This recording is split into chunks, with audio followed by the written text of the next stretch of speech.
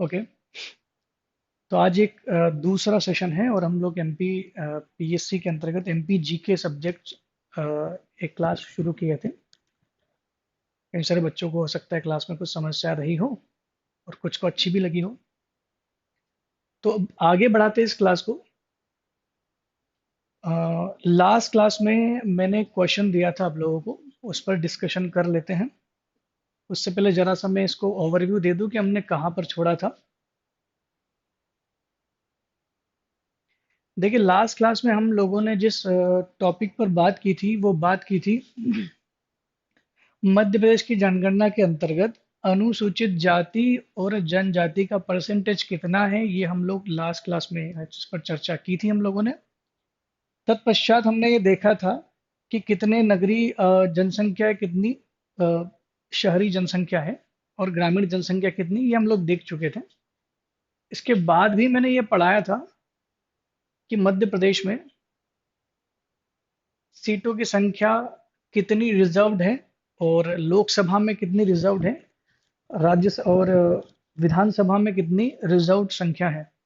एक बात ध्यान दीजिएगा कि राज्यसभा में रिजर्वेशन नहीं दिया जाता और न ही राज्यों की विधान परिषदों में किसी प्रकार का रिजर्वेशन मिलता है। तो इन दोनों संस्थाओं में रिजर्वेशन की कोई पॉलिसी नहीं है। बाकी लोकसभा और राज्यसभा में दो तरह का रिजर्वेशन मिलता है। सॉरी, लोकसभा और विधानसभा में दो तरह का रिजर्वेशन मिलता है, अनुसूचित जाति और अनुसूचित जनजाति के लिए। ठीक है। ओबीसी के लिए राजनीतिक रूप से यहाँ पर कोई रिजर्वेशन नहीं दिया जाता। कई सारे लोग सोचते हैं कि रिजर्वेशन ही सब कुछ है, जो आर्टिकल 15 और 16 में लिखा गया है वहीं पर रिजर्वेशन की बात की गई है। तो ऐसा नहीं है। रिजर्वेशन दो तरीके का होता है। एक होता है एजुकेशनल फील्ड में जो दिया जाता है, जो एग्जाम में आप लोग रिजर्वेशन लेते हैं वो रिजर्वेशन।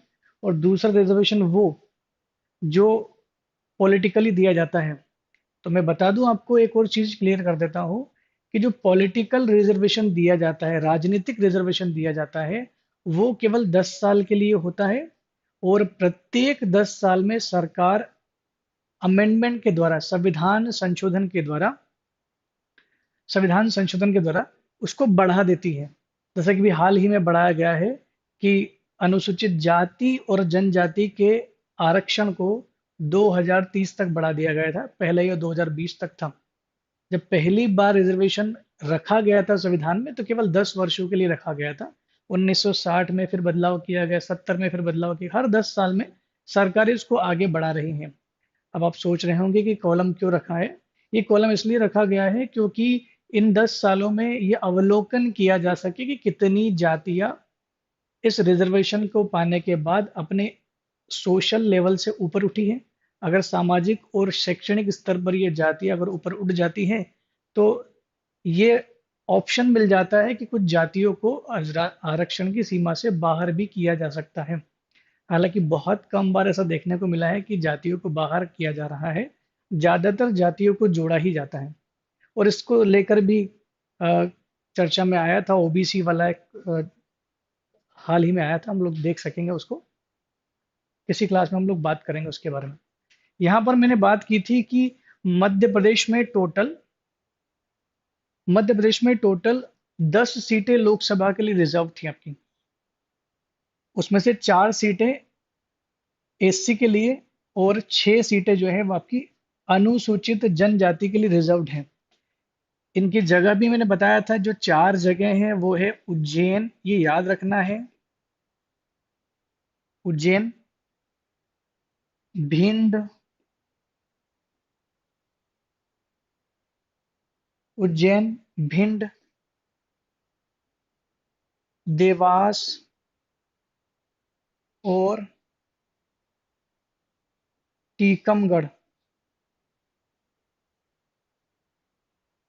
उज्जैन, भिंड, देवास और टीकमगढ़, ये 4 जगह हैं जहां पर अनुसूचित जाति के ही लोग केवल और केवल लोकसभा की सीटों के लिए चुनाव में लड़ सकते हैं। बाकी जो 6 बताए गए हैं उसमें आपका है धार,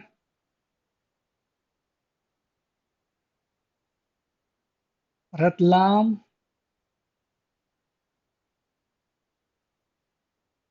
रतलाम तीसरा, मंडला, मंडला चौथा, खरगोन लास्ट क्लास में भी लिखाया था मैंने, और पांचवा है आपका बैतूल,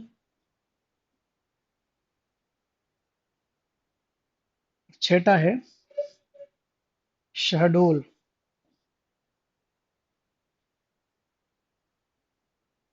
शहडोल।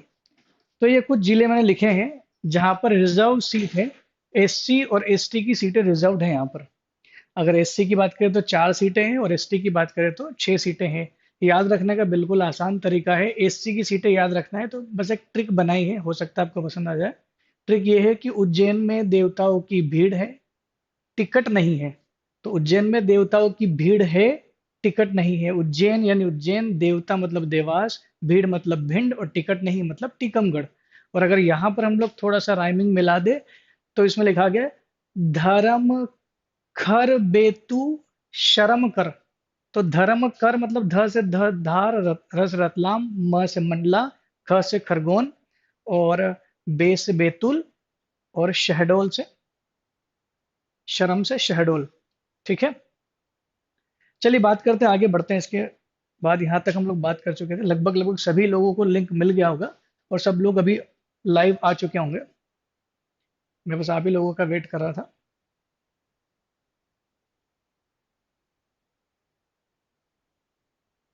देखिए, ये छोटी सी इंफॉर्मेशन है जो पढ़ लेते हैं, सबको पता है कि राज्य की चिन्ह, हर एक राज्य का एक राज्य की चिन्ह होगा। हर राज्य अपने हिसाब से राज्य पशु, राज्य पक्षी, राज्य गान तक भी कर सकता है। पहले राज्य गान को लेकर के बड़ी समस्याएं थी कि देश का राष्ट्रगान ही सबका राष्ट्रगान होगा, राज्य अलग अलग गान अपने नहीं कर सकता।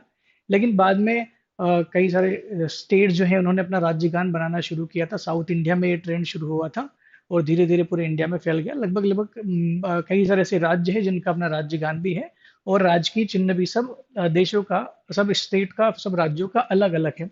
इस बात को ध्यान दीजिएगा। तो ये मध्य प्रदेश का राजकीय चिन्ह है। वैसे तो ऐसा कभी प्रश्न नहीं आता है कि इसमें क्या होता है, लेकिन फिर भी आपको दिख रहा होगा ये 24 स्तूप नुमा, जो सांची का स्तूप का जो डिजाइन है, वो यहाँ पर स्तूप जैसा दिया गया है। देखने में फूल जैसा लगता है, लेकिन ये स्तूप जैसा है। सांची का जो स्तूप है उससे शायद इंस्पायर्ड है ये। तो ये 24 स्तूप है, जो 24 घंटे काम करने की प्रेरणा देता है, जैसा कि हमारे भारत के तिरंगे में भी है 24 तीलियां, वैसे ही ये चीज ली गई है। बाकी बरगद का पेड़ है, और बीच में जो अशोक चक्र स्तंभ जो लिया गया, अशोक स्तंभ, सारनाथ के अशोक स्तंभ से जो लिया गया वो दिया गया है। बरगद का पेड़ है, और गेहूं की बालियां बीच में लगा दी गई हैं, क्योंकि मध्य प्रदेश में गेहूं सबसे उत्तम क्वालिटी का, ऐसा माना जाता है कि मध्य प्रदेश का गेहूं सबसे अच्छी क्वालिटी का मिलता है। और वो क्वालिटी भी है शाराबती गेहूं, जो सीहोर जिले में बहुत ज्यादा मात्रा में होती है। और मध्य प्रदेश का जो गेहूं है वो कई राज्यों में जाता है, और एक्सपोर्ट भी किया जाता है। ठीक है। तो ये तो आपको इसकी जानकारी होगी। 2010 में महेश श्रीवास्तव ने एक गीत लिखा था। 2010 में महेश श्रीवास्तव ने एक गीत लिखा था जिसका नाम है सुख का दाता सबका साथी, शुभ का यह संदेश है, माँ की गोद पिता का आंचल, आश्रय मेरा यह मध्य प्रदेश है। तो इन्होंने एक गीत लिखा था जिसको सरकार ने अडॉप्ट कर लिया कि ये मध्य प्रदेश का ही राष्ट्रगीत होगा। मेरा मध्य प्रदेश है नाम से इसको रखा गया था। इसकी जो 2 पंक्तियां हैं आपके सामने, बाकी और पूरा ही इसमें दे दिया गया है कि पूरा गान कंपलसरी नहीं है कि याद करें हम लोग। हमें राष्ट्रगान याद हो इतनी काफी, हमें काफी है, हमें वंदे मातरम याद है, बहुत है हमारे लिए। और लेकिन फिर भी हो सकता है हिंदी वाले पेपर में, जब हिंदी का मेंस का पेपर हो, कोई भरोसा नहीं एमपीएससी का, हो सकता है कि इसको लिखने का दे दे। किसी का कोई भरोसा नहीं, एग्जाम में हो सकता है ये भी आ जाए। नेक्स्ट है आपका राजकीय पुष्प। राजकीय पुष्प जो है ये मेडोना लिली है, सफेद लिली के फूल को बोलते हैं। ठीक है। इसका वैज्ञानिक नाम भी दिया हुआ है लिलियम कैंडिडियम। बस आपको ध्यान नहीं रखना है, वैज्ञानिक नाम ध्यान रखना है। मुझे पता है कि आज का दौर जितना कंपटीशन बढ़ चुका है, डेटा इतना ज्यादा वास्ट हो चुका है, बच्चों का लेवल पढ़ने का ऊपर हो चुका है, तो जाहिर सी बात है कि यह क्वेश्चन तो वो नहीं पूछेगा कि फूल कौन सा है। हो सकता है कि वो जो लिली है, सफेद लिली, उसका वैज्ञानिक नाम पूछेगा। तो वैज्ञानिक नाम आए भी हैं, क्योंकि एक बार एग्जाम में पूछा गया था कि मध्य प्रदेश के मंदसौर में जो ओफियम होता है, अफीम की खेती होती है, उसका साइंटिफिक नेम क्या है, पूछ लिया गया था। ये एक राजकीय नाटक है जो मालवा में किया जाता है। मालवा अंचल, उज्जैन, इंदौर, देवास, ये जो क्षेत्र पड़ता है मालवा। देखिए, मालवा अंचल, मालवा के पठार, पूरा मालवा का पठार मालवा अंचल नहीं कहलाता है। मालवा अंचल जो है, मालवा वो भाषा की, मालवी भाषा की वजह से कहा जाता है, जिसमें शाहजहाँपुर, आगर मालवा भी आते हैं। और ये माच नाम का जो नाट्य है, इसको मध्य प्रदेश का स्टेट फोक ड्रामा जो है, राज्य नृत्य घोषित किया गया है। ठीक है। नेक्स्ट है आपका राई। बुंदेलखंड में प्रस्तुत किया जाने वाला ये नृत्य है। बस इतना सा पूछ सकता है कि मध्य प्रदेश का राजकीय नृत्य राई किस क्षेत्र का एक लोक नृत्य है वहां का। तो ये जो है बुंदेलखंड का नृत्य हो सकता है, इसके बारे में पूछ ले। यहाँ से मेरे ख्याल से 2015 या 2016 में प्री में क्वेश्चन पूछा गया था मलखम से लेकर के, क्योंकि 2013 में मलखम्ब को राजकीय खेल का दर्जा दिया गया। मलखम्ब पहले राजकीय खेल नहीं था। मलखम्ब को 2013 में राजकीय खेल का दर्जा दिया गया। ध्यान रखना डेट 2013 में। मलखम्ब एकेडमी जो है वो उज्जैन में स्थित है। और 2013 में जब इसको राजकीय खेल का दर्जा दिया गया, साथ ही इसी मलखम्ब में जो प्रतियोगी होते हैं उनके लिए एक अवार्ड शुरू किया गया था, प्रभाष जोशी अवार्ड, प्रभाष जोशी पुरस्कार शुरू किया गया था। और ये मलखम्ब आप देख सकते हो, मलखम्ब जो कुश्ती जैसा लगता है आपको। ये इसमें एक लकड़ी का, एक लकड़ी नुमा, एक पिरामिड नुमा एक रहता है, स्तंभ नुमा एक रहता है, जिसके ऊपर जो है करतब दिखाते हैं, जो आपको आप देख पा रहे होंगे। मेरे ख्याल से आप लोग ज्यादा जानते हैं मलखम्ब के बारे में, देखा भी होगा आपने।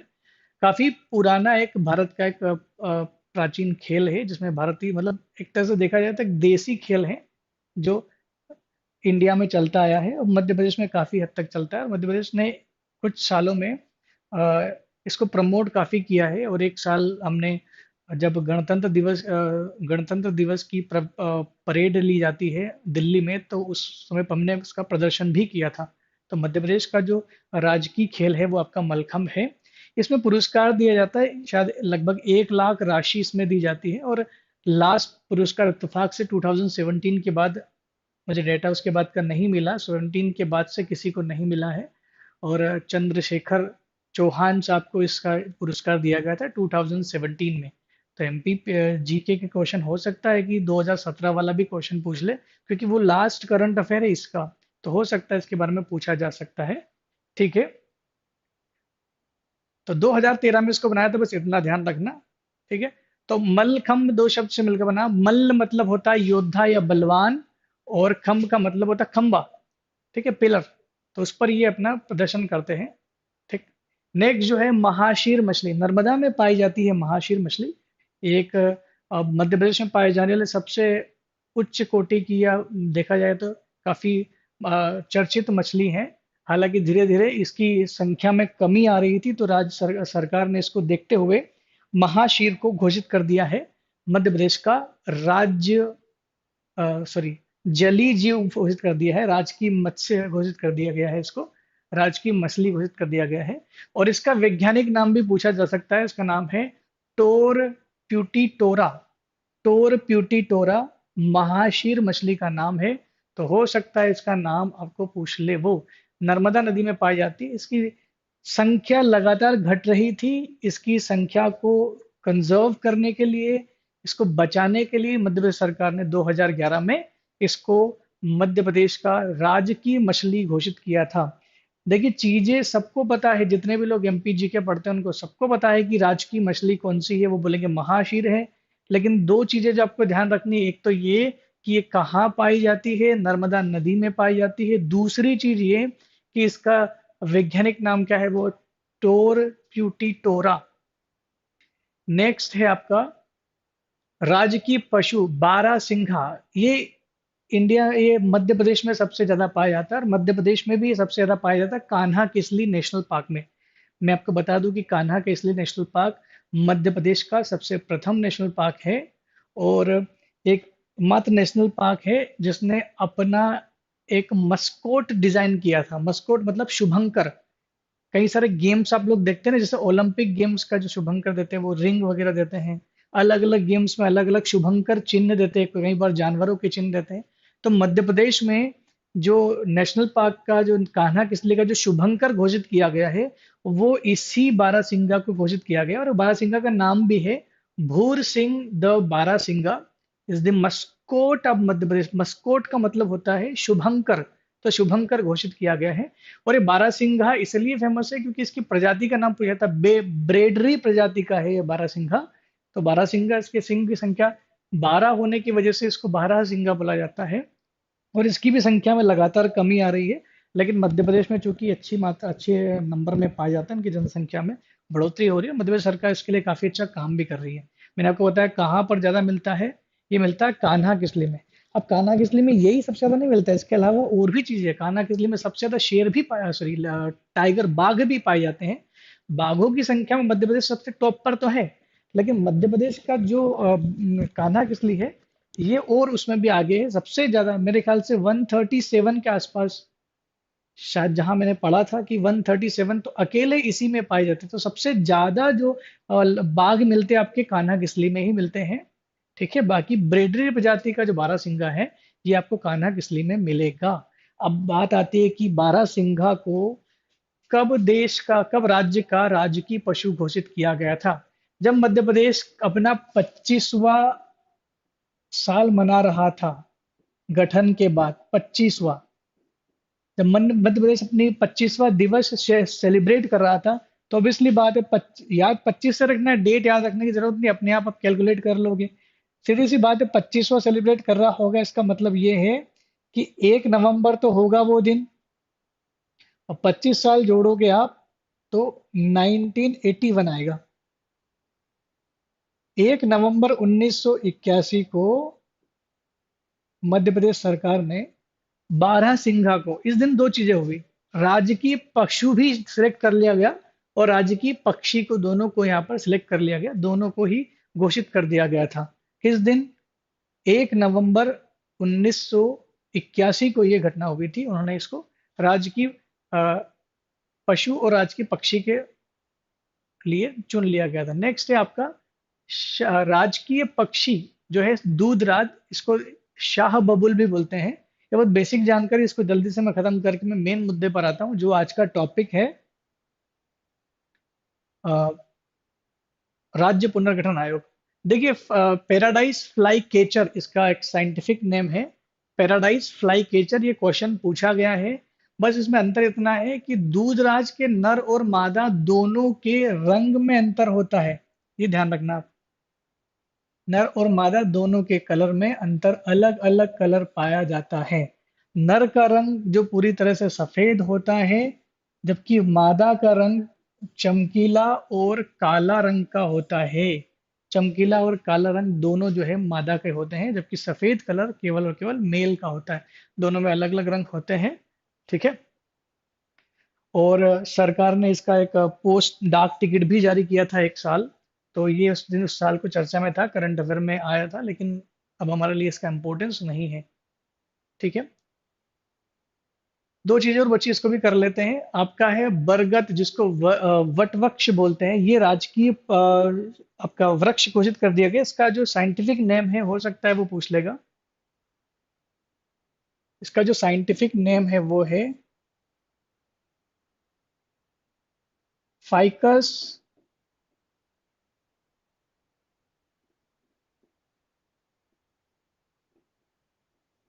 वेलेंगेसिस। फाइकस वेलेंगेसिस इसका साइंटिफिक नेम है। साइंटिफिक नेम पूछा जा सकता है कि साइंटिफिक नेम क्या है बरगद का, वट वृक्ष का, तो फाइकस वेलेंगेसिस इसका साइंटिफिक नेम है। इसको मध्य प्रदेश का राज राजकीय वृक्ष घोषित किया गया है।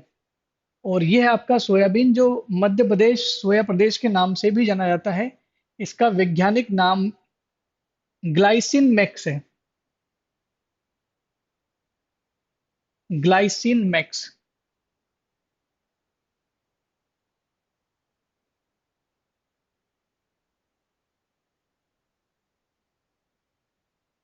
ग्लाइसिन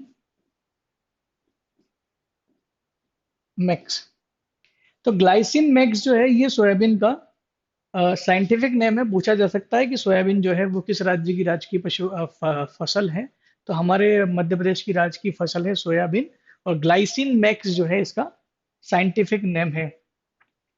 बाकी कृषि के अंतर्गत हम लोग और चीजें पढ़ लेंगे कि भाई मध्य प्रदेश में सोयाबीन की कौन कौन सी किस्में उगाई जाती हैं। सोयाबीन में होने वाले, क्योंकि पिछले 2 साल से सोयाबीन में येलो मोजेक रोग बड़ा चर्चा में है और वो काफी ज्यादा नुकसान पहुंचा रहा है। जो सोयाबीन में मध्य प्रदेश काफी आगे था, अब धीरे धीरे उसमें काफी प्रोडक्शन कम हो रहा है उसकी वजह से, उस रोग की वजह से। तो हो सकता है वहां से भी क्वेश्चन आ जाए। ठीक है, तो हम लोग चर्चा कर लेते हैं अब उस चीज की जो मैंने लास्ट क्लास में आपको क्वेश्चन दिया था। जो भी लोग ऑनलाइन है मुझे एक बार बता दें कि आप लोगों ने ये क्वेश्चन का आंसर लिखा है या नहीं लिखा है। लास्ट क्लास में मैंने क्वेश्चन दिया था। क्वेश्चन ये दिया था कि छत्तीसगढ़ के अलग होने के कारण क्या है। छत्तीसगढ़ के अलग होने के कारण क्या है।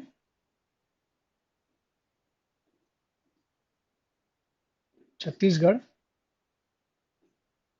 के अलग होने के कारण क्या है।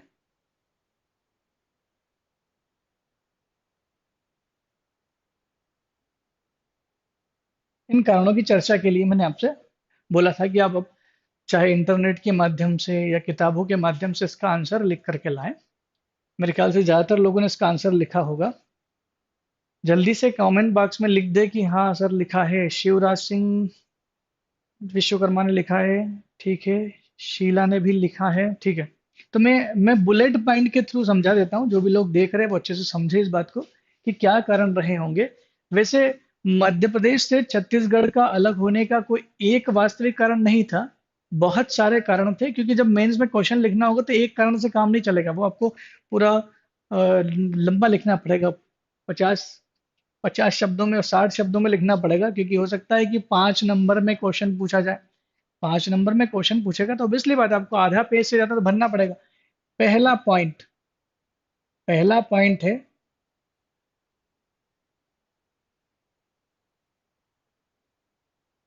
प्रशासनिक सुविधा। अपने किताबों या इंटरनेट से जरूर देखा होगा, तो वहां पर केवल आपको पैराग्राफ राइटिंग में उसका आंसर दिया गया है, कहानी के फॉर्म में कि ऐसा ऐसा हुआ था, ये हुआ था, वो हुआ था, इस तरह से पिछड़ा था, दूर था। उसको हम लोग अच्छे फॉर्म में लिखने की कोशिश करें तो इस तरह से लिख सकते हैं। पहला जो कारण था मध्य प्रदेश के अलग होने का वो था आपका प्रशासनिक सुविधा। प्रशासनिक सुविधा से मतलब है कि मध्य प्रदेश बहुत बड़ा राज्य था उस समय, सबसे बड़ा राज्य हुआ करता था। और चूंकि सबसे पिछड़ा जो एरिया था वो था आपका छत्तीसगढ़ वाला रीजन, जो कि जनजाति बहुल क्षेत्र भी था। गोंड जनजाति वहां पर बहुत ज्यादा मात्रा में पाई जाती है और वो पिछड़ा हुआ था। प्लस जो मध्य प्रदेश का जो राजधानी लगता है, जो पॉलिटिकल राजधानी है, वो भोपाल है, जो उससे काफी दूर है। ऐसा माना जाता है कि जब आपके क्षेत्र से आपके मुख्यमंत्री यानी आपका जो सरकार है उसकी ज्यादा दूरी होती है तो आप पर ध्यान कम दिया जाता है। तो कहीं ना कहीं कंपैरेटिव डेवलपमेंट हुआ था वहां पर। कुछ राजनीतिक कारण भी रहे होंगे उसके, लेकिन हम लोग वो राजनीतिक कारण नहीं लिख सकते, क्योंकि आपके आंसर में आपको राजनीतिक चीजों को यानी सरकार को कभी ब्लेम नहीं किया जा सकता। ठीक है, तो आंसर में सरकार को ब्लेम मत कहिएगा, क्योंकि आपको जाना उन्हीं के पास में है। तो ऐसे में हम लिख सकते हैं प्रशासनिक सुविधा। तो प्रशासनिक सुविधा के कारण उसको अलग होना पड़ा, पहला यह पॉइंट है। दूसरा,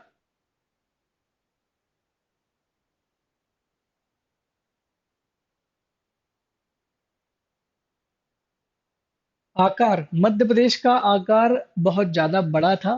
मध्य प्रदेश की जनसंख्या भी काफी थी और आकार बड़ा होने के कारण मध्य प्रदेश का एक पूर्वी हिस्सा जो विकास से वंचित रह रहा था, जिसका विकास अन्य जिलों की तुलना में उस क्षेत्र का विकास धीमा रह गया था। और इसी धीमेपन की वजह से वहां पर कई सारी समस्या उत्पन्न हो गई, जिसमें से नक्सलवाद एक बड़ी समस्या है। हालांकि नक्सलवाद भी इसमें आंसर में लिख सकते हैं हम लोग। मध्य प्रदेश का आकार वृहद आकार था, इस वजह से ये हो सकता है कि ये हुआ था। तीसरा, तीसरा जो ऑप्शन आएगा आपका वो आएगा भाषाई आधार पर। भाषाई आधार पर इसलिए अलग है, वैसे तो मध्य प्रदेश की जो ऑफिशियल लैंग्वेज है, छत्तीसगढ़ की जो ऑफिशियल लैंग्वेज है, औपचारिक भाषा, वो हिंदी ही है। लेकिन वहाँ की ज्यादातर पॉपुलेशन छत्तीसगढ़ी भाषा प्रेफर करती है, जो उपभाषा है छत्तीसगढ़ी भाषा को ही वो प्रेफर करते हैं बोलना। और ऐसे में भाषाई भिन्नता है, कल्चरल डिफरेंस भी है, सांस्कृतिक रूप से भी छत्तीसगढ़ भिन्न है। ठीक है, तो ये भाषा आधार पर भी लिखा जा सकता है। तीसरा, क्षेत्रीयता। ये क्षेत्रीयता वाला कॉन्सेप्ट भारत में हर जगह पर चलता है। रीजनलिज्म, हमारा बुंदेलखंड सबसे आगे होना चाहिए, हमारा बघेलखंड, हमारा मालवा, हमारा निमाड़। तो ये जो चीज, जैसे गोरखालैंड, जैसे पश्चिम बंगाल में गोरखा लोग गोरखालैंड की मांग कर रहे हैं, वैसे क्षेत्रीयता उभर कर सामने आई थी। क्षेत्रीयता को उभरने के पीछे राजनीतिक कारण ही हो सकते हैं, क्योंकि जाहिर सी बात है, अगर एक नया राज्य बनेगा तो नए मुख्यमंत्री के आसार हो सकते हैं, नए मंत्रियों की पोस्ट मिलेगी। तो कहीं ना कहीं पार्टी में ही लोग थे जिन्होंने धीरे धीरे इसको उभार कर सामने लाए। तो क्षेत्रीयता यानी क्षेत्रीय समस्या से है, तो क्षेत्रीयता भी इसका एक कारण था। और पांचवा कारण लिख सकते हैं आप, नक्सलवाद।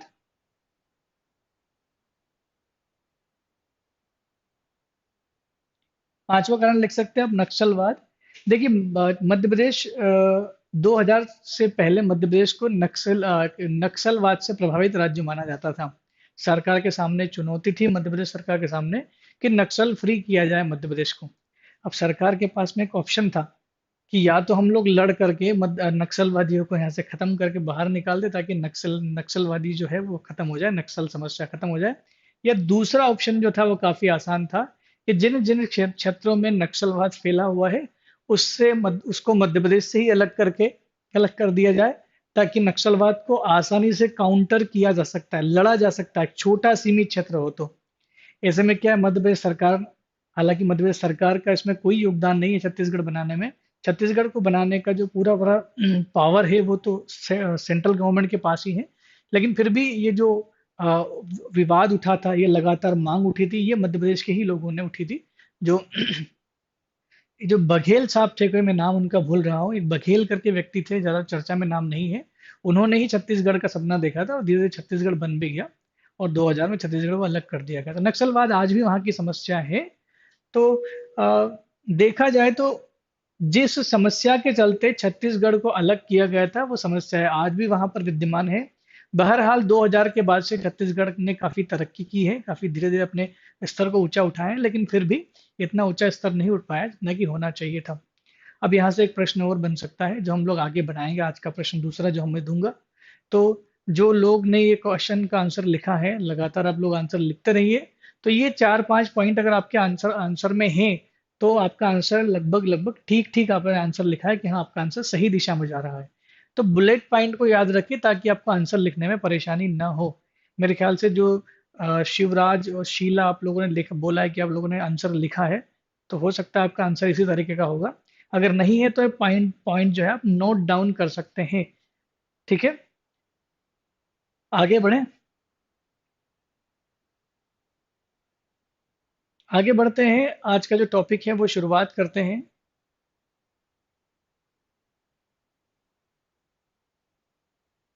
ये भौगोलिक स्थिति हम लोग पढ़ेंगे।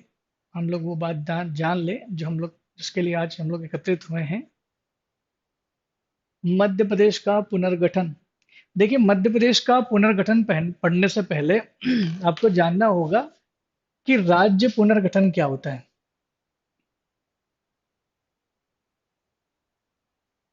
राज्य पुनर्गठन क्या होता है वो समझ लेते हैं, फिर देखते हैं क्या है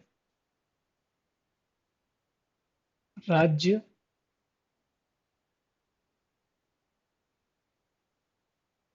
पुनर्गठन। राज्य पुनर्गठन क्या है उसको समझ लेते हैं, फिर देखते हैं आगे क्या है।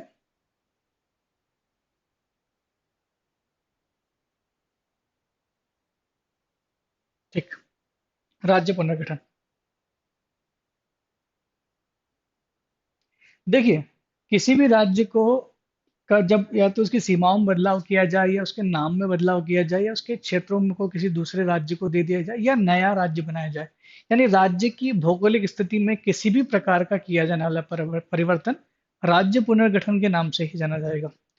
थोड़ा सा हम लोग कॉन्स्टिट्यूशन की ओर बढ़ते हैं, को समझते हैं कि कॉन्स्टिट्यूशन में ऐसा क्या लिखा हुआ है जो नए राज्य बनने में राह को आसान कर देता है। तो देखिए, कुछ अनुच्छेद हम लोग पढ़ लेते हैं। अनुच्छेद नंबर 1। अनुच्छेद नंबर 1 में लिखा हुआ है कि भारत राज्यों का संघ है। भारत क्या है? राज्यों का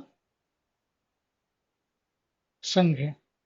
और ये राज्य भारत के साथ, केंद्र के साथ कोई समझौते से बंधे हुए नहीं है। यानी इसका मतलब ये है कि राज्य भारतीय संघ से अलग नहीं हो सकते हैं। यानी भारत जो देश है उससे अलग होने का अधिकार किसी भी राज्य को नहीं मिलता है।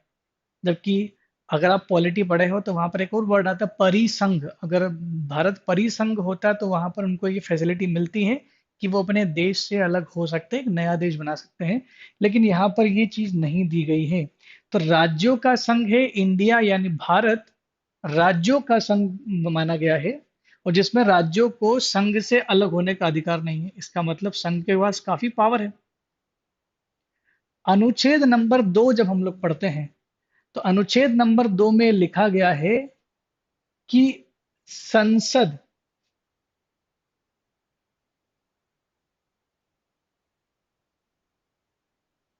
विधि द्वारा, विधि द्वारा लिखा हुआ मतलब कानून बना करके, अधिनियम बना करके नए राज्यों को जोड़ सकती हैं और नए राज्य बना सकती हैं। दो शब्द लिखे हुए हैं। संसद नीति बना करके, विधि बना करके, कानून के द्वारा नए राज्यों को जोड़ सकती है। नए राज्यों का जोड़ने से मतलब है कोई फॉरेन टेरिटरी है, कोई विदेशी भूमि है, उसको हथिया करके जोड़ लिया, नया राज्य बना देना। जैसा कि हमने 1975 में किया था। 1975 की अगर आपको बात याद है तो मैं आपको बता दूं कि सिक्किम भारत का उस समय हिस्सा नहीं था, राज्य नहीं था। 36वां संविधान संशोधन करके हमने सिक्किम को उठाया और भारत का एक नया राज्य बना दिया। संसद ऐसा कर सकता है। जब मैं पढ़ाऊंगा कभी सिक्किम के बारे में हम लोग बात करेंगे तो मैं बता दूंगा कैसे क्या हुआ होगा। लेकिन जो आर्टिकल नंबर 3, ये दो आर्टिकल तो मेरे ख्याल से समझ में आ गए। सीधी सिंपल सी बात कही गई। एक में कही गई कि भारत राज्यों का संघ है, जिसमें राज्य संघ से अलग नहीं हो सकते। कोई इनके बीच में एग्रीमेंट साइन ऐसा नहीं है कि कब तक रहेंगे वो। जब तक भारत का संविधान है इनको अलग होने की कोई परमिशन नहीं दी गई है। और दूसरा है कि संसद विधि द्वारा जो है नए राज्यों का प्रवेश करवा सकता है और नए राज्य बना सकता है। यानी भारत के मैप को रीड्रॉ करने का जो पावर दिया गया है, वो दिया गया है इंटरनली रीड्रॉ करने का, अंदर ही अंदर, बाहर तो नहीं। वो दिया गया है संसद के पास में। अब बात करते हैं कि आर्टिकल नंबर 3 क्या बात करता है। आर्टिकल नंबर 3 जो बड़ा इंपॉर्टेंट है, यही संसद को पावर देता है। अनुच्छेद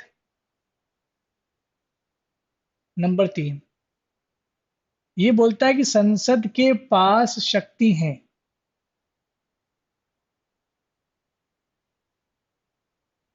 समझना बिल्कुल इत्मीनान से, आराम से क्लास समझना। मैं एक बार फिर से आपके चेट देख लूं, कुछ नई चीज तो नहीं है। कितने वर्ड में आंसर लिखना है? कितने नहीं शिवराज जी, आप बिल्कुल सही बोल रहे हैं। 1974 में हमने उसको ऐड किया था, लेकिन 36वें संविधान संशोधन के द्वारा राज्य का दर्जा जो दिया गया था 1975 में ही दिया गया था। एक बार किताब खोल के आप देख लीजिएगा, आपको मिल जाएगा वो बात। 74 हमने ऐड किया था, लेकिन राज्य के रूप में दर्जा तो हमने 75 में दिया था ना। ठीक है। देखिए, संसद की शक्तियों की बात करें तो अनुच्छेद नंबर 3 में दिया गया है कि संसद के पास ये शक्ति है कि वह एक राज्य से तोड़ करके दो या अधिक राज्य बना सकता है। कितने शब्दों में पूछा आपने? तो 50-60 शब्दों में लिख सकते हैं आप। ठीक है। 35वां भी है और 36वां भी है। एक बार फिर से दोबारा आप देखिएगा शिवराज जी। मैं समझ रहा हूँ 35वां संविधान संशोधन भी महत्वपूर्ण है। उसका संबंध भी सिक्किम से है। और 36वां संविधान संशोधन का संबंध भी सिक्किम से ही है। ठीक है। तो 35वें से लिखा गया था कि 35वें संविधान संशोधन के अंदर सिक्किम को हमने एक्वायर किया था, हमने उस पर अधिग्रहण किया था, और 36वें संविधान संशोधन के द्वारा। जी बिल्कुल बिल्कुल, कोई बात नहीं। अ- ये तो है, काफी अच्छे से आप पढ़ रहे हैं। देखिए, दूसरा जो पावर दिया गया है, दो राज्यों को जोड़ भी सकता है।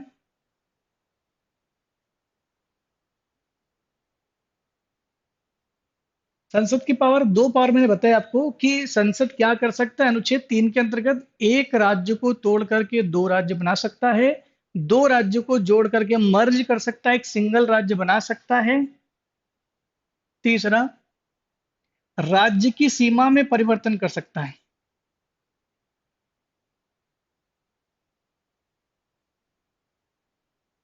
राज्य की सीमा में बदलाव कर सकता है। किसी राज्य के किसी क्षेत्र को किसी दूसरे राज्य को दे सकता है। ये पावर दिया गया उसमें। मध्य प्रदेश का जब पुनर्गठन हुआ था ना 1956 में, तो नागपुर पहले हमारे अंदर में हुआ करता था, 56 से पहले वो मध्य प्रदेश का हिस्सा हुआ करता। जब पुनर्गठन हुआ तो हमने कुछ क्षेत्र दे दिए, कुछ ले भी लिया। तो ये हमने नहीं दिए, ये संसद ने किया ऐसा। और संसद अपनी सहूलियत के हिसाब से काम कर सकता है, जो भी रिकमेंडेशन आई होगी। नाम बदल सकता है राज्य का।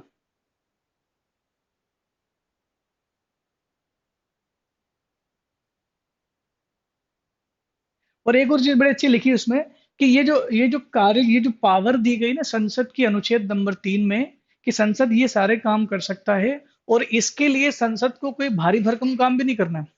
साधारण बहुमत के द्वारा अगर विधेयक पास कर दिया जाए किसी सॉरी संसद में, तो नए राज्य का निर्माण किया जा सकता है।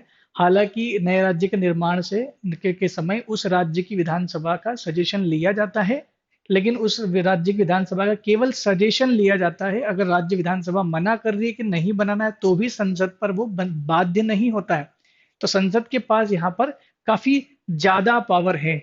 और एक और बात ये लिख दी गई है कि अनुच्छेद 3 के अंतर्गत, ये अनुच्छेद नंबर 4 में लिखा गया है कि अनुच्छेद नंबर 3 और अनुच्छेद नंबर 2 के अंतर्गत किया गया कोई भी बदलाव, नए राज्यों का निर्माण हो या जो भी बदलाव हो, वो अनुच्छेद 368 के अंतर्गत संशोधन नहीं माना जाएगा। तो जब कोई राज्य नया बनता है, तो ये मान के चले कि वो संशोधन नहीं करना पड़ेगा। तो कई बार आपसे पूछा जाता है कि मध्य प्रदेश से छत्तीसगढ़ अलग हुआ, बताओ कौन सा संविधान संशोधन। देखिए, किताब में पढ़ करके आपको मिलेगा जरूर कि 84वां संविधान संशोधन 2001 जो लाया गया था, उसका संबंध मध्य प्रदेश छत्तीसगढ़ से है। और और आप कहीं पढ़ोगे कि केवल छत्तीसगढ़ से मध्य प्रदेश अलग हो गया, तो बिना किसी संशोधन के अलग हुआ था, उसमें कोई संशोधन नहीं किया गया था। 84वां संशोधन का संबंध मध्य प्रदेश और छत्तीसगढ़ के अलग होने से है, लेकिन उस संशोधन के कारण अलग नहीं हुआ है, वो संशोधन कुछ और है। मैं जब छत्तीसगढ़ पे आ जाऊंगा, तब मैं बताऊंगा कि 84वां संविधान संशोधन कैसे रिलेट करता है छत्तीसगढ़ और मध्य प्रदेश से। वो हर एक राज्य से रिलेट करेगा। तो ये बात समझ में आ गई होगी आपको, अनुच्छेद नंबर 3 में काफी पावर दी गई है। एक चीज और अनुच्छेद नंबर 3 ये बोलता है कि संसद के पास अनुच्छेद 3 के अंतर्गत यह शक्ति नहीं है कि वह किसी देश को अपना हिस्सा दे सकता है या किसी देश का हिस्सा ले सकता है। यहाँ पर तो इतना बोला गया है कि राज्यों में ही बदलाव कर सकता है, आंतरिक सीमा में बदलाव कर सकता है।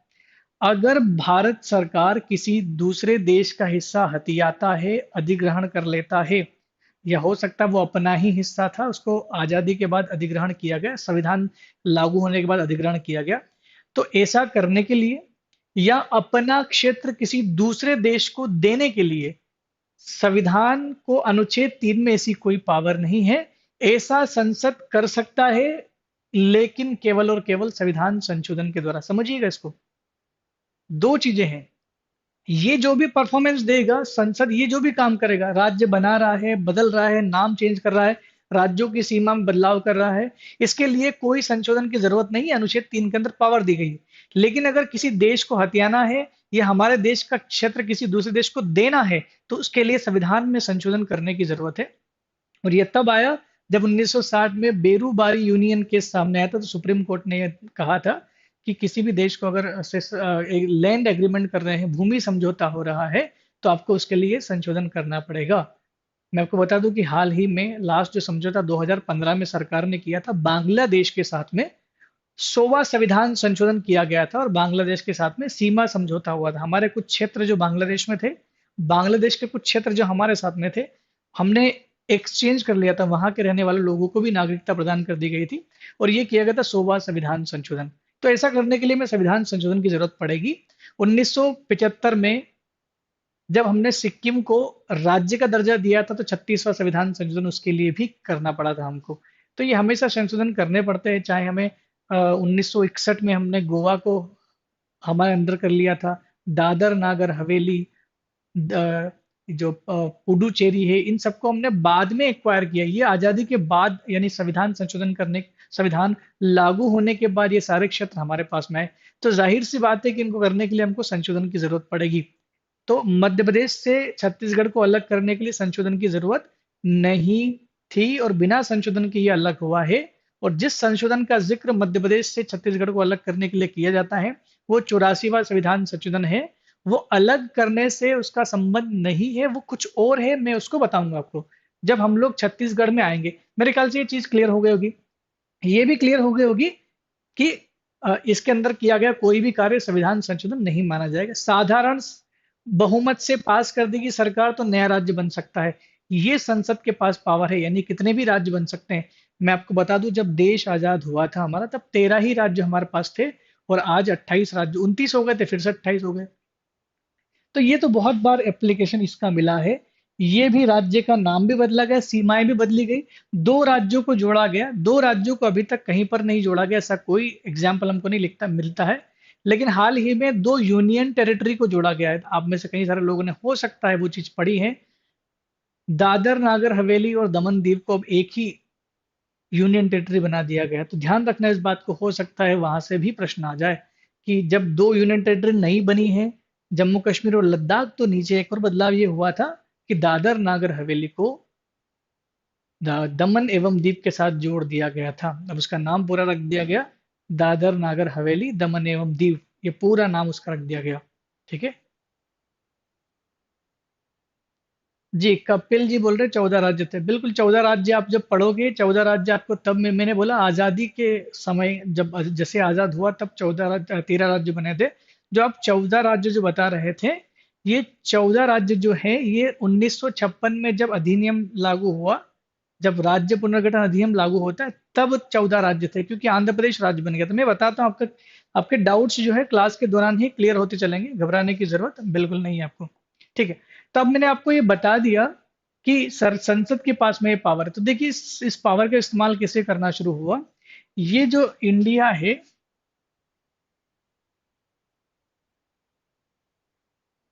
इंडिया में यहाँ पर साउथ इंडिया में एक बड़ा सा राज्य है।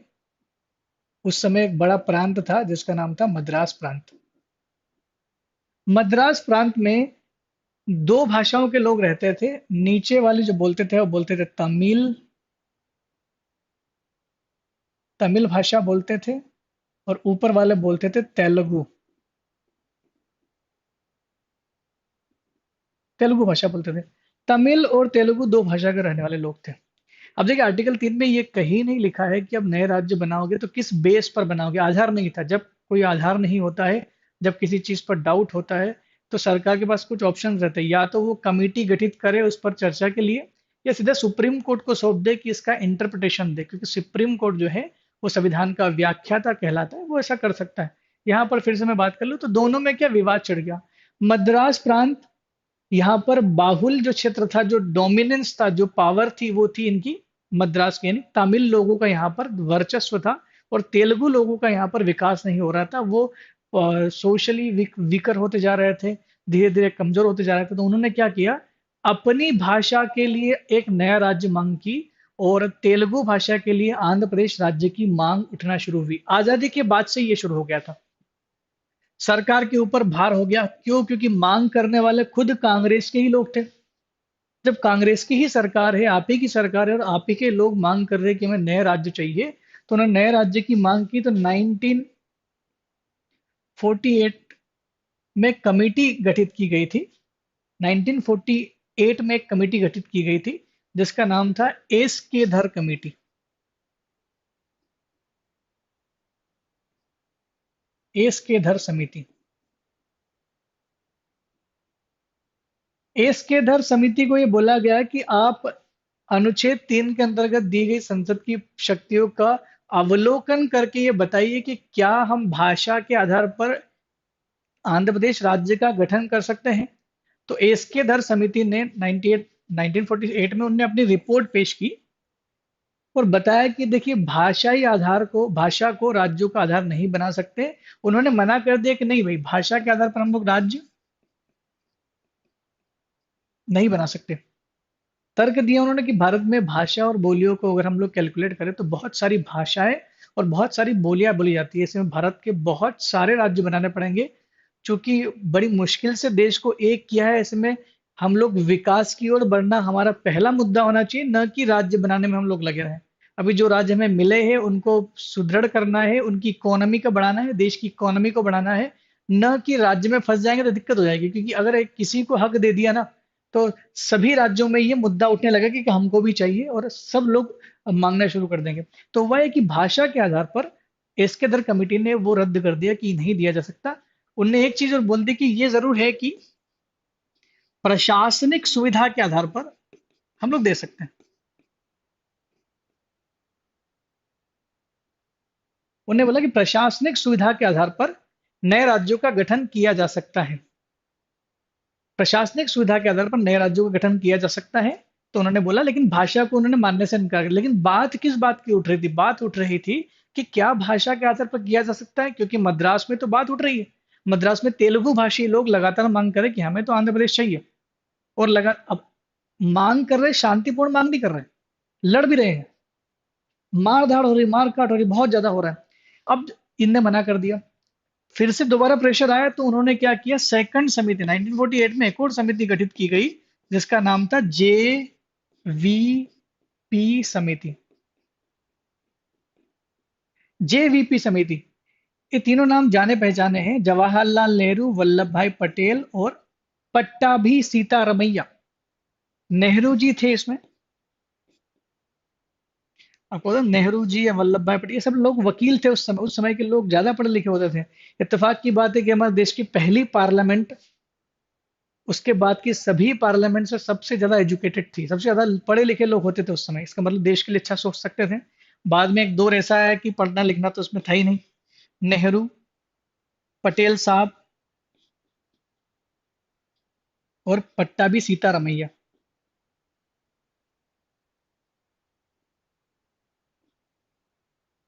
मैं आपकी जानकारी के लिए बता दूं, जो लोग एमपी जी के पढ़ भी रहे हैं, कुछ लोगों को काफी नॉलेज है इस बारे में। पट्टाभी सीतारमैया जो है, ये पट्टाभी सिद्धरामैया है, ये मध्य प्रदेश के पहले गवर्नर बने थे, पहले राज्यपाल भी बने हैं ये।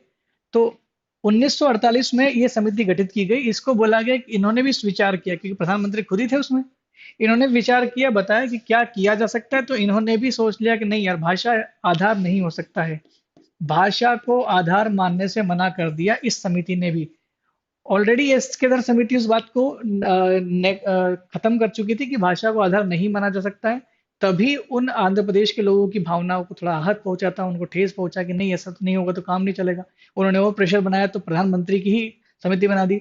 जब प्रधानमंत्री, गृह मंत्री, जो बड़े बड़े लोग उसमें थे, पट्टाभी सिद्धरामैया, इन्होंने मना कर दिया कि नहीं हो सकता, तो आंध्र प्रदेश के लोगों ने समझ लिया कि शांतिपूर्ण तरीके से तो हमें राज्य नहीं मिलेगा, हमें थोड़ा सा इसको एग्रेसिव करना पड़ेगा। तो अब क्या हुआ कि वहां के नेता थे, एक आंध्र प्रदेश के नेता थे, पोट्टी श्री रामालू। पोट्टी श्री रामालू साहब ने, उनका नाम था पोट्टी श्री रामालू, पोट्टी श्री रामालू साहब। इन्होंने 58 दिन की भूख हड़ताल के बाद इनकी 58वें दिन में डेथ हो जाती है। अब यहाँ पर भी बच्चे लड़ते हैं कि सर उसमें तो बुक में तो 56 लिखा हुआ है। 56 58 से कोई फर्क नहीं पड़ता सर, उनका डेथ हो चुका, उसने इतने दिन तक अपने लिए, अपने अपने राज्य के लिए भूख हड़ताल की, वो मायने रखता है। 58 दिनों के बाद उनकी डेथ हो जाती है, 58वें दिन उनकी डेथ हो जाती है। तो डेथ, अगर सरकार के खिलाफ विरोध करते हुए किसी नेता की डेथ हो जाती है, तो उसके फॉलोअर्स में बहुत ज्यादा गुस्सा फैल जाता है। और यही हुआ कि आंध्र प्रदेश वाला जो रीजन था, यानी मद्रास प्रांत में दंगे फसाद होना शुरू हो गए। जवाहरलाल नेहरू के पास कोई ऑप्शन नहीं था। जवाहरलाल नेहरू के पास एक ही ऑप्शन था कि जल्द से जल्द ये आंध्र प्रदेश को राज्य घोषित करें, नहीं तो देश को अभी हम लोगों ने दंगे फसाद से बचाया, अभी पार्टीशन से निपटे ही हैं, और दोबारा ये चीज हम लोग सहन नहीं कर पाए, बड़ी मुश्किल था ये। और इसी वजह से 1953 में सरकार ने ज्यादा कुछ सोचा भी नहीं, क्योंकि उनको पता है कि सरकार अ, जो है वो कांग्रेस की है, और कांग्रेस के नेता की डेथ हो गई, बड़ी वो हो गई, समस्या हो गई थी। तो 1953 में ये हुआ कि आंध्र प्रदेश को भाषा के आधार पर, आंध्र प्रदेश को नया राज्य घोषित किया गया, नया राज्य। किस भाषा के लिए? तेलुगु भाषा के लिए नया राज्य घोषित किया गया। और ये बना भारत का 14वां राज्य। जो बात कर रहे थे अभी हाल ही में, जो कमेंट में लिख रहे थे कि सर 14 राज्य थे, तो 14 राज्य जो थे ये 1956 में जब राज्य पुनर्गठन अधिनियम आया था उससे पहले 14 राज्य थे। मैंने बोला था आजादी के बाद हमारे पास 13 राज्य थे जब हमने बनाए थे, तो 13 राज्य उस समय थे, और बाद में 14वां राज्य बन गया था। तो ध्यान इस बात का रखिएगा। ठीक है, तो तेलुगु भाषा के लिए पहला राज्य बना। अब समस्या क्या उत्पन्न हो गई? समस्या ये उत्पन्न हो गई कि अब जब दे ही दिया एक राज्य को भाषा के आधार पर, तो समस्या उत्पन्न होगी कि इस बात को सही साबित करना पड़ेगा।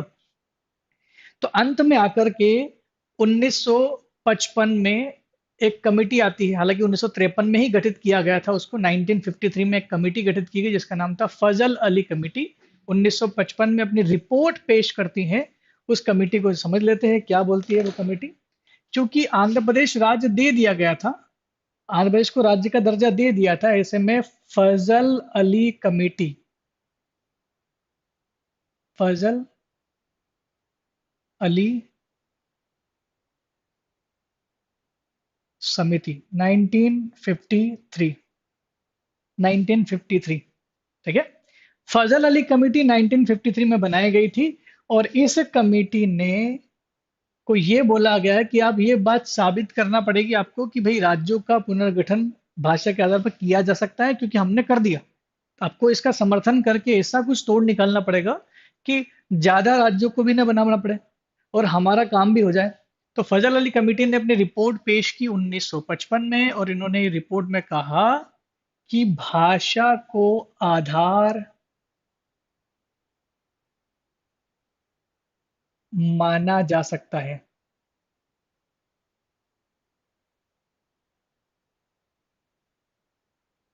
क्या बोला इन्होंने? कि भाषा को आधार माना जा सकता है। भाषा को आधार माना जा सकता है, इसका मतलब भाषा के आधार पर नए राज्यों का गठन किया जा सकता है, जो कि 1953 में पहला राज्य बनाया भी गया था, आंध्र प्रदेश। साथ ही इन्होंने बोला कि भाषा को राज्य तो बनाया जा सकता है, लेकिन उन्होंने एक सिद्धांत छोड़ दिया साथ में, एक प्रिंसिपल बना दिया। प्रिंसिपल क्या बना दिया? ये बना दिया कि एक भाषा के लिए एक राज्य हो जरूरी नहीं। क्या बात बोली उन्होंने? एक भाषा के लिए एक राज्य हो, ये जरूरी नहीं है। इसका मतलब उन्होंने क्लियर ही कर दिया था कि अगर भाषा के आधार पर आप राज्य तो बना सकते हो, लेकिन साथ में एक कैप्शन क्या डाल दिया कि भाषा के आधार पर राज्य तो बनाया जा सकता है, लेकिन एक भाषा के लिए एक राज्य हो यह जरूरी नहीं। और यहीं से उन्होंने बता दिया कि भाई हम लोग अब किस भाषा के लिए कौन सा राज्य होगा ये तय करने का, इन्होंने ये भी बोल दिया कि सरकार, संसद जो है विधि बना करके एक कानून बनाएगी और राज्य पुनर्गठन अधिनियम बनाएगी।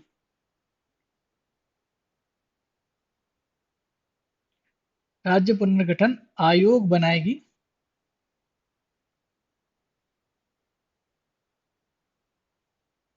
और ये 1956 में बन गया था। और यही तय करेगा कि नए राज्यों का निर्माण कैसे करना है।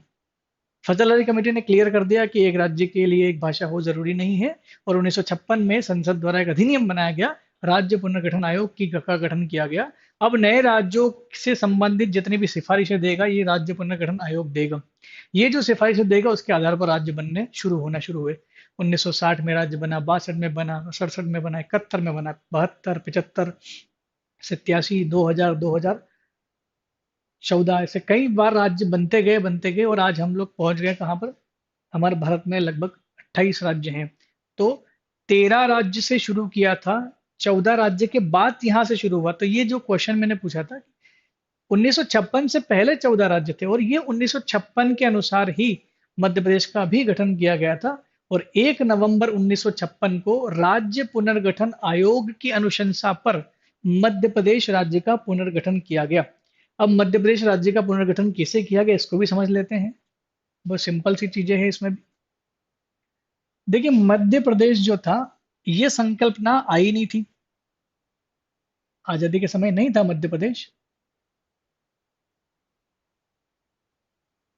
मध्य प्रदेश जैसी कोई संकल्पना उस समय थी नहीं, राज्य बनाना था, यह जरूरी था कि राज्य बनेगा।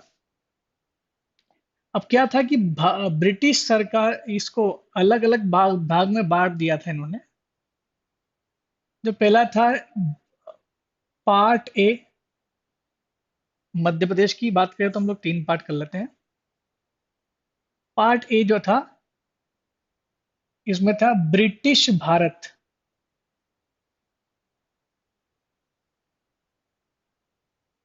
पार्ट बी,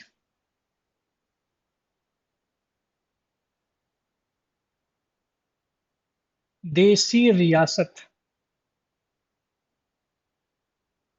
पार्ट सी,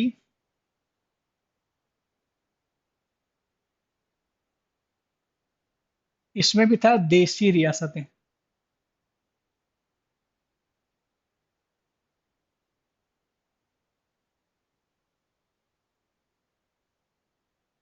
तो पार्ट ए ब्रिटिश भारत था, पार्ट बी देशी रियासतें थी। पार्ट ए के अंदर जो भी आएगा वो ब्रिटिश भारत था। देखिए, भारत में अंग्रेज 2-3 तरीके से शासन करते थे। पहला तरीका कि पूरे क्षेत्र को हथिया लिया और ब्रिटिश सरकार का कोई गवर्नर वहां बिठा दिया, और वो ब्रिटिश सरकार के थ्रू ही वो पूरा काम चल रहा है, कोई राजा नहीं होगा। दूसरा ये था कि रियासत होती थी, तो रियासत से खाली वो लगान वसूल करते थे और रियासत का अपना वर्चस्व रहता था। तीसरा था कि रियासत तो रहती थी, लेकिन रियासत का राजा केवल नाम मात्र का होता था, पूरा शासन अंग्रेज के द्वारा ही चलता था, खाली नाम था कि रियासत। एक ग्रुप डी भी था इसमें, पार्ट डी भी रखा गया था, जिसमें खाली एक चीज थी, अंडमान निकोबार। अंडमान निकोबार को इसमें रख दिया गया था। तो जब मध्य प्रदेश का गठन किया गया, तो मध्य प्रदेश में हम लोगों को कुछ चीजें मिलती हैं। मैं आपको बता दूं, मध्य प्रदेश का जब गठन हुआ तो उससे पहले हमारा मेप क्या था। मेप दिखा देता हूं मैं आपको।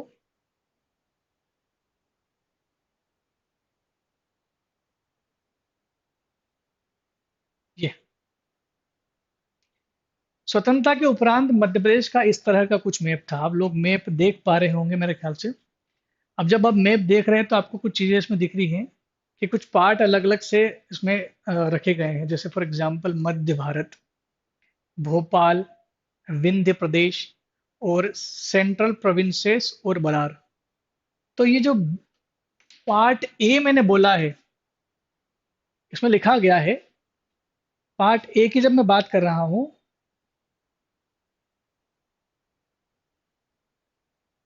पार्ट ए जो आपका है ये, पार्ट ए की जब मैं बात कर रहा हूं तो यहां लिखा हुआ है सीपी और बरार, सीपी प्लस बरार।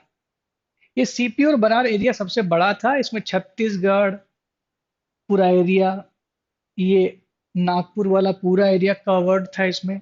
तो इस एरिया को बोला जाता था सेंट्रल प्रोविंसेस और बरार। ठीक है, ये महाकौशल वाला क्षेत्र था, जो जबलपुर वाला एरिया था। ये पहले महाकौशल था, धीरे धीरे अंग्रेजों ने इस पर कब्जा करना शुरू किया, और बाद में बरार क्षेत्र को सेंट्रल प्रोविंसेस से मिला दिया गया और बन गया ये सीपी बरार। सेंट्रल प्रोविंसेस और बरार बनाया गया इसको। और ये सबसे बड़ा क्षेत्र था मध्य प्रदेश का। लेकिन ये पार्ट ए में आता है, इसका मतलब ये ब्रिटिश भारत, ये रियासतें नहीं थी, ये ब्रिटिश भारत कहलाता था। पार्ट बी अगर आप देखते हो, तो पार्ट बी में आपको मिलता है रियासतें जो स्वतंत्र थी, कुछ अंग्रेजों को खाली लगान वगान देती थी, और अंग्रेजों के साथ अच्छे सौहार्दपूर्ण संबंध थे, स्वतंत्र हुआ करती थी। रेवोल्यूशनरी नहीं थे, अंग्रेजों के साथी थे ये लोग। ग्वालियर के सिंधिया लोग, होलकर लोग, ये साथी लोग रहे थे, मराठा लोग। तो ये दो यहाँ पर मिलते हैं आपको, ग्वालियर और इंदौर वाला। इसको बनाया गया था मध्य भारत। ये मध्य, जीवाजी राव सिंधिया इसके प्रमुख थे, और यशवंत राय होलकर जो इसके उप प्रमुख बनाए गए थे उस समय, आजादी के पहले की बात कर रहा हूं मैं। ये ग्वालियर और इंदौर दोनों राजधानी रहती थी। शीत ऋतु की राजधानी 6 महीने तक शीतकालीन राजधानी ग्वालियर होती थी, जबकि 6 महीने ग्रीष्मकालीन जो राजधानी थी वो क्या हुआ करती थी, वो आपकी इंदौर होती थी। तो इंदौर और ग्वालियर दोनों को राजधानी यहाँ पर बनाया गया था। यहां तक मेरे ख्याल से क्लियर हो गया होगा। पार्ट बी में, पार्ट सी में रखा गया था भोपाल को। पार्ट सी में रखा गया था भोपाल को, और पार्ट सी में ही रखा गया था विंध्य प्रदेश को। विंध्य प्रदेश भी यहाँ पर रियासतों का यहाँ पर था। यहाँ पर रियासतें थी। राजा मार्तंड देव करके शायद यहाँ पर कोई थे, जो इस समय उस समय वहां के राजा थे। और भोपाल जो है, हमीदुल्ला खान जो साहब जो थे, वो भोपाल के उस समय नवाब हुआ करते थे, जिन्होंने भारत में भारत सरकार में सबसे आखिरी में विलय भोपाल का हुआ था, इसलिए छोटा सा एरिया बीच में आपको दिखता है। 1949, 30 अप्रैल वो डेट है 1949 की, जब भोपाल रियासत भारत का हिस्सा बनी। और इन्होंने सोचा कि इस पूरे क्षेत्र को बनाना शुरू किया। अब इसमें वो भोपाल जो भारत का हिस्सा नहीं बनना चाह रहा था, उसी भोपाल को मध्य प्रदेश की राजधानी घोषित कर देना।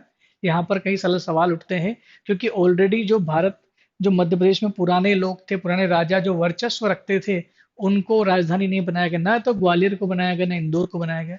इंदौर को इसलिए नहीं बनाया गया क्योंकि इंदौर के राजा लगातार ये कोशिश कर रहे थे कि हम लोग मध्य प्रदेश के बनाने के पक्ष में नहीं थे। वो मध्य भारत को ही मध्य प्रदेश बनाना चाहते थे, ताकि वो छोटा सा जो एरिया, पश्चिमी एरिया है, वो उनके हाथ में रहे, कंट्रोल में रहे। ठीक है। हाँ। नेक्स्ट है, उसके अलावा ये है कि ग्वालियर राज्य को इसलिए राजधानी नहीं, ग्वालियर एक अच्छा ऑप्शन था राजधानी बनाने के लिए, लेकिन ग्वालियर राज्य को इसलिए राजधानी नहीं बनाया गया क्योंकि उस समय जब गांधी जी की मृत्यु हो जाती है, तो नाथूराम गोडसे को जो बंदूक सप्लाई की गई थी, वो ग्वालियर प्रांत में ही निर्मित थी। और ग्वालियर के ऊपर गांधी जी के को लेकर के भारत के लोगों में बहुत ज्यादा संवेदनाएं थी। तो ऐसे में एक कलंक लग चुका था उस समय ग्वालियर घराने पर, ग्वालियर प्रांत पर, कि वहां से हो वही यानी षड्यंत्र वहां रचा गया था। इसलिए उसको नहीं बनाया गया, क्योंकि बनाते तो हो सकता है विरोध शुरू हो जाता। तो इस वजह से ग्वालियर को भी हमने ऑप्शन में नहीं रखा और नहीं इसमें रखा। और तीसरा ऑप्शन में ये रखा इसलिए भोपाल को, क्योंकि भोपाल अलग होना चाह रहा था। भोपाल हमारे साथ मिलना नहीं चाह रहा था, उसको मिलाया गया। और भोपाल को राजधानी बनाने में पंडित जवाहरलाल नेहरू और शंकर दयाल शर्मा साहब, जो भारत के राष्ट्रपति बने थे मध्य प्रदेश की तरफ से, वो उन्होंने इसमें काफी योगदान दिया। अब इन अलग अलग पार्ट में अलग अलग उस समय प्रमुख हुआ करते थे, उन प्रमुखों की बात कर लेते हैं। तो मेरे ख्याल से ये चीज समझ में आ गई होगी आपको कि भारत को अलग अलग भाग में बांट दिया गया था। ब्रिटिश भारत, देशी रियासत, पार्ट बी, पार्ट सी। तो कुल मिलाकर के मध्य प्रदेश में कितने भाग थे? Part A, part B, part C और पार्ट सी। तो भोपाल पार्ट डी में नहीं आता है। भोपाल को पार्ट डी में नहीं रखा गया। भोपाल देसी रियासत थी। और हमीदुल्ला खान उस समय उसके तात्काल उस समय कंटेम्प्रेरी उसके शासक थे। उसके बाद से जो है हमीदुल्ला खान साहब चले जाते हैं, और भोपाल प्रांत से जो है बनाए जाते हैं शंकर दयाल शर्मा साहब को वहां का मुख्यमंत्री बनाया गया था। और 1956 में कलेक्टिवली, ये जो आपको दिख रहा है ना, सेंट्रल प्रोविंसेस और बरार, ये सीपी और बरार क्षेत्र के जो मुख्यमंत्री हुआ करते थे उस समय 1956 के समय जब मध्य प्रदेश बन रहा था, उस समय पंडित रविशंकर शुक्ल उस समय उसके मुख्यमंत्री थे। और इन्हीं पंडित रविशंकर शुक्ल को पूरे मध्य प्रदेश का मुख्यमंत्री बना दिया गया। क्यों बना दिया गया? क्योंकि सबसे बड़ा हिस्सा यही था। और जैसे ही ये चीज की गई, बना दिया गया, साथ ही साथ कई सारे काट छाट भी किए गए। ये नागपुर, बुल्डाना, अमरावती, चांदा, ऐसे कई सारे यहाँ पर जगह थी। ये जगह जो है, इसको हटा दिया गया। मध्य प्रदेश का ये ओरिजिनल मैप नहीं है। कई सारी चीजों को हटा दिया गया। कुछ चीजें हमें राजस्थान को देनी पड़ी, कुछ राजस्थान से लेनी पड़ी। तो ये कुछ लेन देन भी हुआ था। और फाइनली 1956 में जाकर के 1 नवंबर 1956 को मध्य प्रदेश का पुनर्गठन कर दिया गया था। मेरे ख्याल से चीजें आपके सामने क्लियर हो गई होगी। थोड़ा सा इसको देख लेते हैं हम लोग। नोट करते भी चलिएगा, कुछ चीजें नोट करने के लिए जरूरी है। यहाँ पर मेंशन किया गया है कि सीपी और बराल, सेंट्रल प्रोविंसेस और बरार जो क्षेत्र थे, उसको पार्ट ए में रखा गया है। मध्य भारत को पार्ट बी में रखा गया। मध्य भारत जो ग्वालियर इंदौर वाला रीजन था, और विंध्य प्रदेश को पार्ट सी में रखा गया, जबकि भोपाल को पार्ट डी में रखा गया है। सॉरी, पार्ट सी में ही रखा गया, पार्ट डी तो वो था जो केंद्र शासित प्रदेश में बता रहा था आपको। तो इस तरह से पूरे भारत में ये बनाया गया था, 4 श्रेणी में विभाजित किया गया, जो मैंने आपको बताया। ये नोट कर सकते हैं, आपको क्लियर अगर दिख रहा है तो आप नोट कर सकते हैं। ए श्रेणी का जो ग्रुप है उसमें ब्रिटिश सरकार द्वारा प्रत्यक्ष नियंत्रित राज्य थे, जिसको ब्रिटिश भारत कहा जाता था, ब्रिटिश राज्य कहा जाता, ब्रिटिश इंडिया बोला जाता था। ग्रुप बी जो स्टेट है उनमें देशी रियासत जो सरकार के अधीन नहीं थी, जो स्वतंत्र थी अपने हिसाब से, हालांकि सरकार उनसे सालाना कुछ न कुछ लगान वगैरह वसूलती थी। बाकी ग्रुप सी में जो रियासतें थी, 61 बड़ी बड़ी रियासतें थी, ये सब रियासतें नाम मात्र की थी, इस पर सरकार का नियंत्रण था, यानी ब्रिटिश सरकार का नियंत्रण था। और बाकी ग्रुप डी में अंडमान निकोबार रखे गए थे, और छोटे छोटे और भी यूनियन टेरिटरीज जो उस समय डिसाइडेड तो नहीं थे पूरी तरह से। तो मेरे ख्याल से आपको चीज क्लियर हो गई ही होगी कि मध्य प्रदेश में किन किन क्षेत्रों को मिलाया गया था। ठीक है, थोड़ा सा और इसको देख लेते हैं। मैंने बताया आपको सीपी जो है, सेंट्रल प्रोविंसेस जो है, ये आपका महाकोशल क्षेत्र था।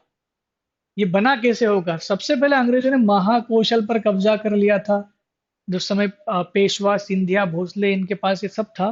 तो इनसे ये क्षेत्र छीन करके इन्होंने महाकौशल पर कब्जा कर लिया था। बाद में जो जो मराठा साम्राज्य के जो लोग थे उन्होंने अधीनता स्वीकार कर ली, उन्होंने समझौता कर लिया और बाद में उसको एक रियासत बना दिया गया था, मध्य भारत का की रियासत। ठीक है, सॉरी, सेंट्रल प्रोविंसेस बना दिया गया था। तो महाकौशल यानी वो एरिया, जबलपुर वाला एरिया, उसमें नागपुर वाला एरिया भी आता है, सबको मिला करके सेंट्रल प्रोविंसेस बनाया। और बाद में जो एरिया था बरार क्षेत्र, 4 जिले थे बरार के, उसको छत्तीसगढ़ में मिलाकर और उसको नाम दे दिया सेंट्रल प्रोविंसेस और बरार। ये तो क्वेश्चन नहीं आता कि क्या कब क्या बनाया गया था, लेकिन फिर भी एक जानकारी के लिए कि, और राजधानी नागपुर हुआ करती थी। ठीक है, ये सेंट्रल बरार की राजधानी नागपुर हुआ करती थी, और सेंट्रल बरार के जो मुख्यमंत्री थे वो थे आपके पंडित रविशंकर शुक्ल। और उसी समय उनके, उस समय जो राज्यपाल थे वो राघवेंद्र राव करके, राघवेंद्र राव उनके राज्यपाल थे। लेकिन हमें पढ़ना ये है कि जब मध्य प्रदेश बना तब कौन थे? पंडित रविशंकर शुक्ल। हो सकता है कि आपसे ये पूछा जाए, एक क्वेश्चन जरूर पूछ सकता है।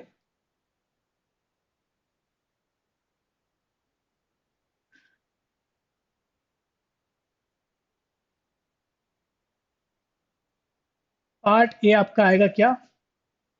CP and Berar. इसके मुख्यमंत्री कौन थे? तो सीएम थे। 1956 की बात कर रहा हूं, जब मध्य प्रदेश बना तब सीएम कौन कौन से, ये क्वेश्चन पूछते हैं। 1956 में कौन कौन सीएम था? तो इसके जो सीएम थे वो थे पंडित रविशंकर शुक्ल। कौन थे?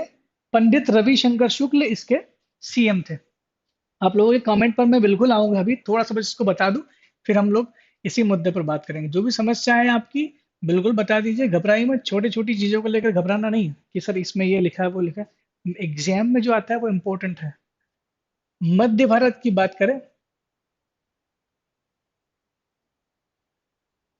तो 1956 में जब बन रहा था उस समय मध्य भारत के सीएम जो थे वो थे तख्तमल जैन। तख्तमल जैन। कहीं कहीं आपको लीलाधर सेठ भी मिलेगा, लीलाधर सेठ भी थे, लेकिन तख्तमल जैन से पहले लीलाधर सेठ थे। कुछ ही समय के लिए तख्तमल सेठ बने थे और 1956 में गठन हो गया। तो पुनर्गठन के समय कौन था वो इंपॉर्टेंट है।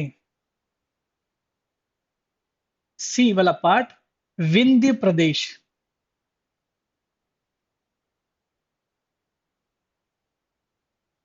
विंध्य प्रदेश के सीएम थे पंडित शंभुनाथ